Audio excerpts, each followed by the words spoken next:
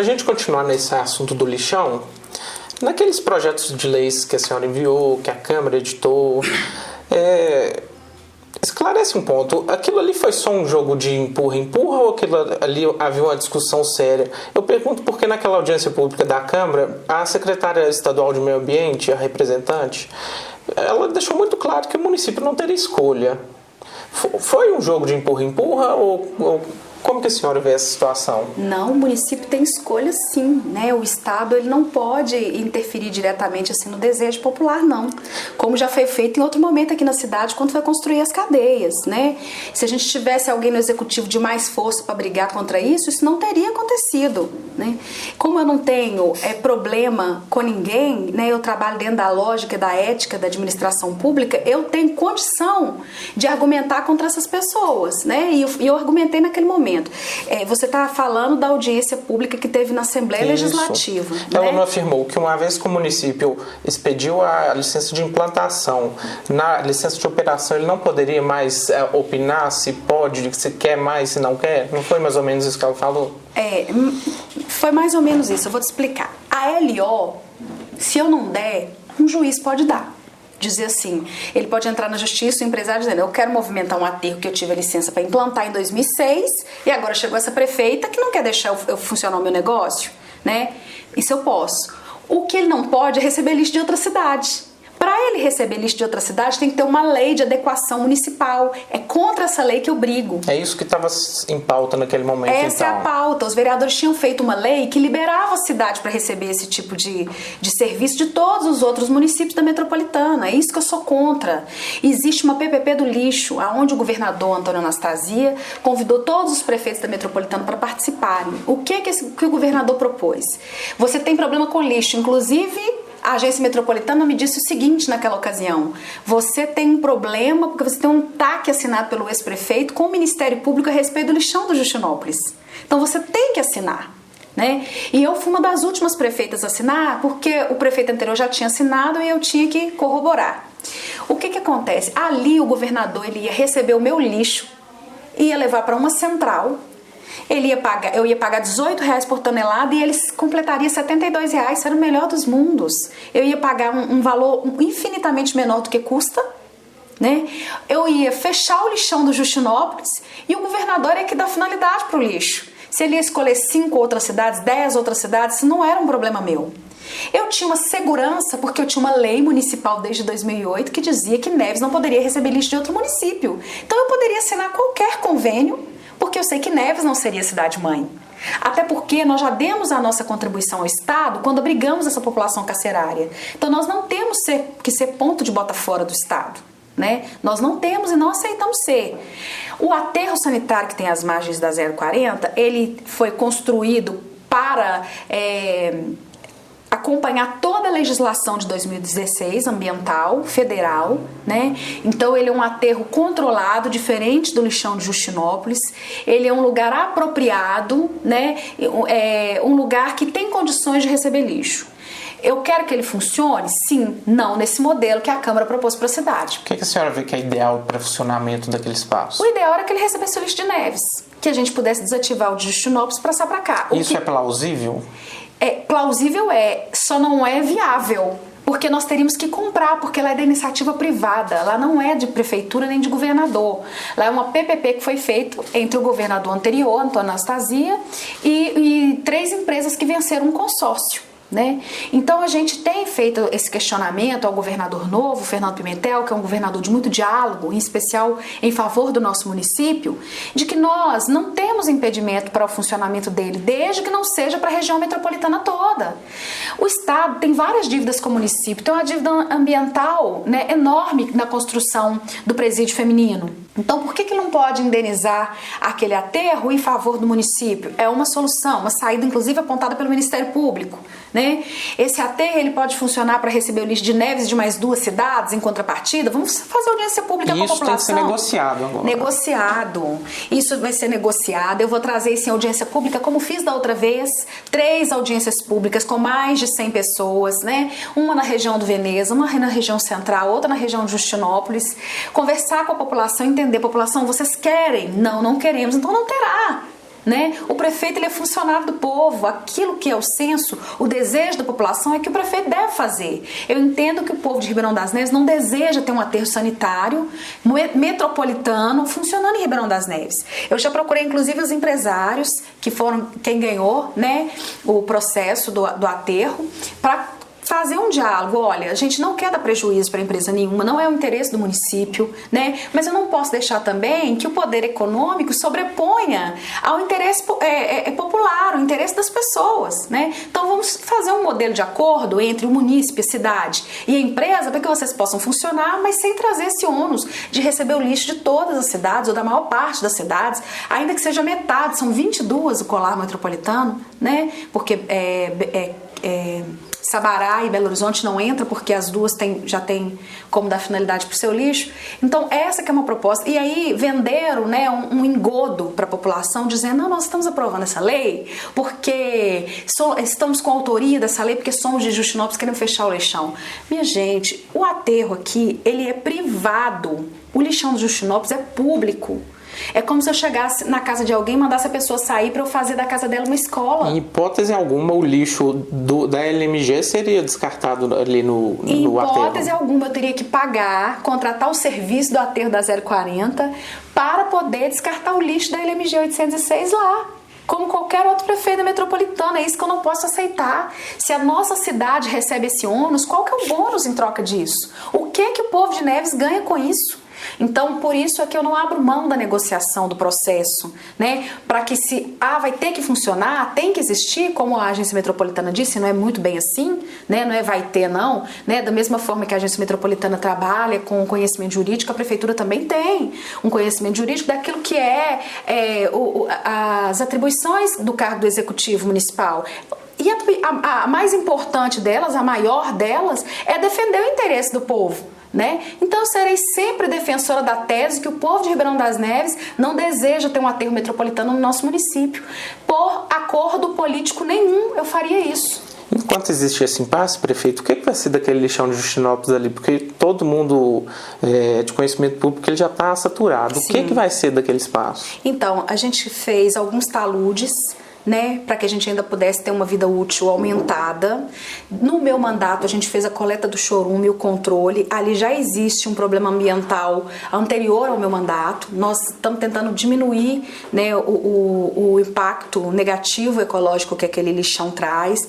Nós estamos construindo a várias mãos, conversando com o Ministério Público, conversando com os outros municípios do entorno, para a gente, em alguns meses, apresentar para a população de Ribeirão das Neves uma proposta de encerramento. Por quê? Eu não posso simplesmente começar a levar o lixo para outra cidade, né? Ou criar um aterro municipal, que hoje não é possível, porque o investimento na ordem de 20 milhões, nós não temos esse recurso em caixa, né? Mas eu não posso simplesmente fazer isso. Eu preciso também de conseguir um recurso para que a gente faça a finalização do aterro. Porque se eu não finalizar o aterro, em alguns dias nós teremos famílias ali morando, invadindo a área, e nós teremos um desastre como aconteceu no Rio de Janeiro com o Morro do Bumba. Né? A gente sabe que isso é totalmente possível acontecer, então preciso finalizar aquele aterro e dentro dessa finalidade criar ali um parque ecológico na região de Justinópolis, né? Dar uma finalidade plausível, né? Inclusive recuperando tudo que foi degradado ali, ou a maior parte do degradado na região. Então a população precisa entender que não é milagre, né? E que não é investimento de fora da cidade para que a gente dê uma solução para o nosso lixo. Mas eu tenho conversado com a agência metropolitana, tenho conversado com a CEDRU, com a secretaria, para que a gente possa avançar num projeto metropolitano que atenda prefeituras com carência financeira como a nossa, né, com a própria Copasa, que já tem expertise nessa área, para que a gente dê finalidade ao lixo do Justinópolis, mas de maneira responsável e não mentindo para o povo, inventando coisas que não é possível ser feita. Prefeita, talvez o último assunto, né, relevante aí que a gente tem na cidade é a questão da venda do terreno às margens da BR-040 que a senhora tentou efetuar. Explica melhor isso para a gente. O que está por trás disso? Como que funcionou isso?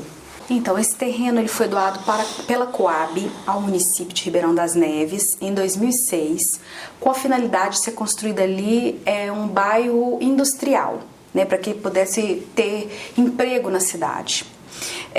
Esse terreno ficou ali ao longo desses quase 10 anos sem ser dado uma finalidade.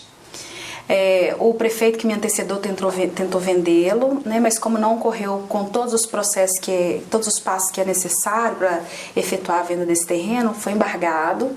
Né, e nós, dentro do nosso governo, tentamos correr com todos os processos para colocar esse terreno numa modalidade de venda diferenciada, que partiria de um valor de mercado, porque foi avaliado pelo Banco do Brasil, pela Caixa Econômica, num valor de 73 milhões, né? E a gente faria a venda com a finalidade industrial, quer dizer, a gente passaria para um terceiro essa responsabilidade de empreender, porque a cidade tem o Cirim, que foi constituído também na gestão antes da minha, como prefeita, e que é um bairro que falta muita estrutura para quem está empreendendo ali, né? Falta rua, falta iluminação boa, né? Falta acesso às fábricas, né? Para que os caminhões possam transitar, um acesso melhor a 040. Então, como a gente poderia começar um investimento novo, se a gente não tem dinheiro nem para poder dar finalizar esse empreendimento que já foi feito através do Cirim? Então nós falamos, vamos colocar a venda para um centro industrial privado, porque uma empresa privada vem, compra, quer dizer, entra 73 milhões no caixa da prefeitura. Lá só poderá ser construído indústria, não é um loteamento de bairro, mas é um loteamento industrial que vai ser edificado pelo comprador. Então vai gerar ainda imposto para o caixa da prefeitura e novas vagas de trabalho para o munícipe de Ribeirão das Neves não precisar de sair da sua cidade e poder trabalhar aqui mesmo. O que a gente faria com esse recurso? Uma parte a gente ia pagar a folha dos trabalhadores de Ribeirão das Neves, que a gente vem parcelando, né, pela dificuldade da arrecadação. Uma pequena parte a gente pagaria algumas dívidas pontuais e a maior parte, né, mais de 50 milhões, a gente retornaria para a infraestrutura, escada de acesso, passarela, ruas, recuperação de praças, de escolas, construção de equipamentos de saúde, de educação. Essa era a finalidade, né? Nós colocamos o pregão, suspendemos o pregão na semana passada, a Câmara Municipal votou e quebrou o meu veto numa lei que me proíbe de vender o terreno, apesar disso não ser atribuição da Câmara e ainda caber uma medida judicial da minha parte como prefeita contra essa lei que é inconstitucional. A Câmara não tem essa prerrogativa, visto o fato que a Câmara de 2010 já tinha autorizado a venda ao prefeito Wallace Ventura. Essa lei de 2010 não pode ser revogada. E o que me impressiona é que boa parte dos vereadores que votaram em 2010 para que o prefeito Wallace pudesse vender de forma irregular o terreno. E tem inclusive gravado um áudio na Câmara Municipal de um vereador que diz o seguinte: nós não vamos liberar agora, mas quando o nosso prefeito ganhar a eleição, nós vamos liberar para ele vender. Né? Isso está gravado na Câmara. Então você vê claramente a perseguição política, né, por parte de alguns vereadores, apostando no quanto pior, melhor. Porque eles sabem, né? Esses vereadores sabem que com tanto que eu gosto de trabalhar, o tanto que as pessoas gostam de estar comigo na cidade e que com 73 milhões na conta da prefeitura, nós entregaríamos a nova cidade que prometemos e aí a minha situação com a população seria maravilhosa, né? E eles não querem ver esse momento, por isso trabalharam em tudo que puderam para que isso não acontecesse, inclusive enganando as pessoas, contratando gente para ir de porta em porta, dizer que eu estava colocando a preço de banana e vendendo por qualquer preço para pagar dívidas minhas, o que é mentira. Prefeita, a senhora reconhece a crítica que deixou para fazer esse processo um pouco tarde, no final do seu mandato? Não, Léo, é preciso que a população entenda que a gestão administrativa, ela não é como na casa da gente, que eu decido fazer uma compra, vou no depósito, parcelo, compro e faço meu passeio, o meu muro. Existe todo um processo administrativo a ser percorrido. Primeiro, a insuficiência de recurso próprio, que a prefeitura não tem dinheiro em caixa por arrecadação. Todas as obras que a gente realiza, ela é a partir de convênios com o Estado e com o governo federal. Então, minha parte de prefeita, de correr atrás do recurso, de conseguir construir o projeto, antes falava assim, o recurso veio, mas não tinha projeto, perdeu. Isso não é possível acontecer mais em Neves, porque a gente construiu projeto para tudo, né? Tudo foi construído nos primeiros 2 anos. Nós temos projeto para qualquer seleção de recursos que abra no governo federal ou no governo do Estado. Mas nós enfrentamos um momento político muito ruim, né? Um momento que o Brasil viveu um período muito difícil e que isso refutou sobre a economia, né? Então trouxe um momento ainda mais difícil. E lembrar você que está me assistindo nessa entrevista que eu herdei uma dívida muito alta do prefeito que me antecedeu. O que acontece? Quando o governo federal faz o repasse federal para eu pagar educação, saúde, assistência social, né? Toda aquela que é a obrigação do prefeito, antes que eu decida o que fazer com esse dinheiro, a Receita Federal confisca o dinheiro do caixa da prefeitura. É igualzinho quando você recebe seu salário e deve cartão de crédito. O banco vai lá e come seu dinheiro. Então esse dinheiro tem sido confiscado a fim de pagar a dívida deixada pelo último prefeito no INSS trabalhista. Então isso tudo nos dificultou muito. Quando a gente conseguiu iniciar algumas obras lá em 2014 do governo federal, né, nós fizemos algumas obras e fomos participando de outra seleção. Em 2016, logo no início, começou o processo de afastamento da presidenta Dilma. E o presidente interino suspendeu todos os empenhos feitos por ela. Né? Então a gente precisa desse empenho autorizado para a gente poder dar a ordem de serviço, porque tem obras que estão licitadas, o trabalho administrativo foi feito. Mas o governador, que tem um ano que ele é governador, né? O Fernando Pimentel começou o mandato dele ano passado, em 2015, o primeiro convênio que ele fez no estado foi comigo. Nós temos 853 municípios, o primeiro convênio foi com Ribeirão das Neves, a cidade mais pobre do estado, né, em arrecadação per capita. Então, esse convênio só pode ser celebrado agora, porque ele é governador agora. Então, nós fizemos toda a seleção administrativa e estamos aí fazendo 96 ruas com recurso do governo do estado. Estamos fazendo mais de 30 ruas com recurso federal, que foi a última ação da presidenta Dilma antes de deixar a presidência da República, com o FINIS, né? E vamos dar ordem de serviço em mais um recurso que também já tinha sido aprovado na região do Florença. Até o fim do ano a gente dá ordem de serviço.